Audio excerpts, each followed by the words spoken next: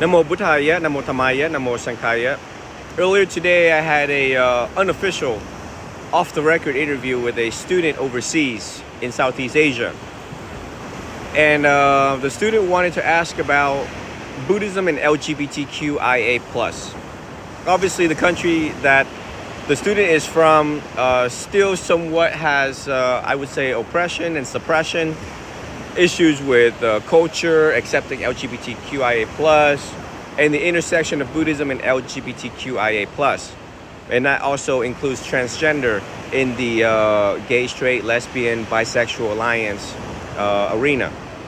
So I wanted to give a broad talk about this. Every day in our society, in our world, people change and people find out things about themselves. That they find out that they're gay, that they're lesbian, that they're bisexual, that they want to be transgender, they want gender reassignment surgeries, and so on. So there's a lot of suffering in this group because, it's very difficult figuring out ourselves without the sexual identity part of it, or certain body parts that we identify with, right? In my previous talks about spirituality is about knowing yourself, knowing your shortcomings, knowing your strengths and weaknesses.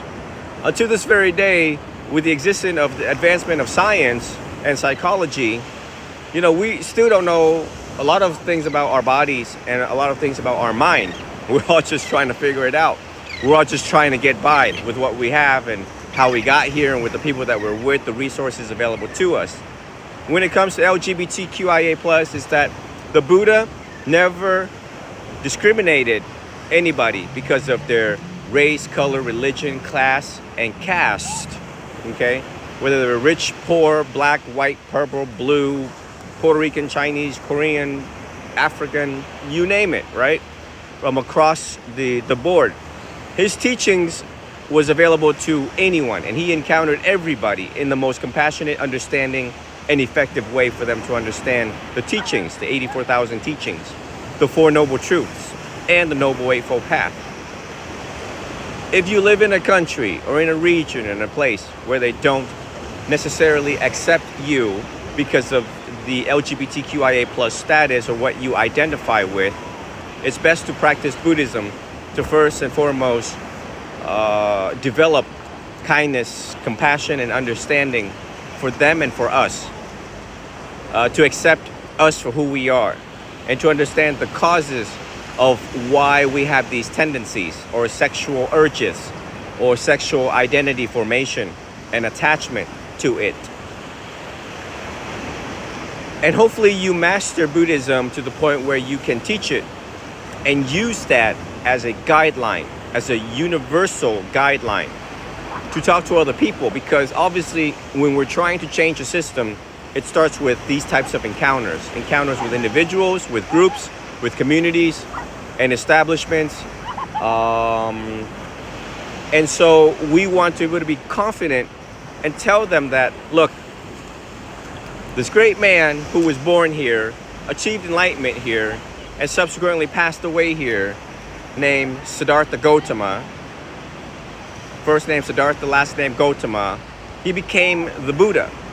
He became the one and only historical Gautama Buddha. And these were the teachings.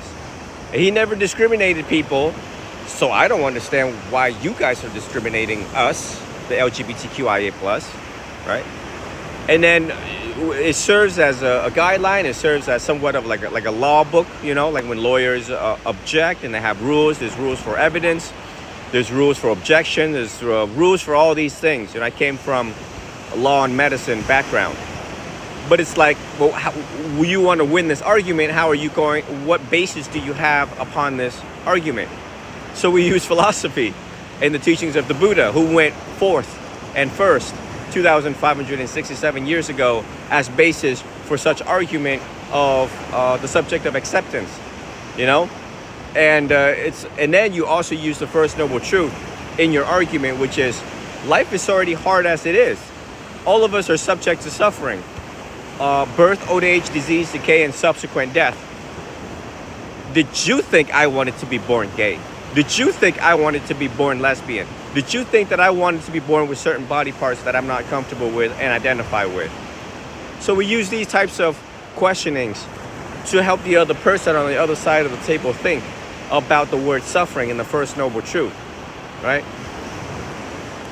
Then, of course, wherever region that you're at, there's always going to be leadership and politics. And the Buddha gave instructions for those who are in positions of leadership, such as, if you have power over people, if you have power over them, comma, then be gentle, right?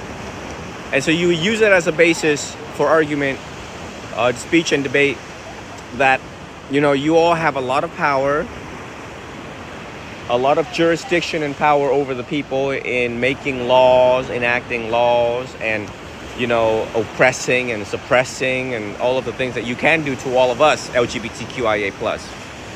And the Buddha have already advised that you should be of service to the people, that you should be generous and compassionate and understanding and be gentle over all of us, right? And we're not replying and acting in violence, so we don't understand why you are treading that level of hostility or aggression towards our group, okay?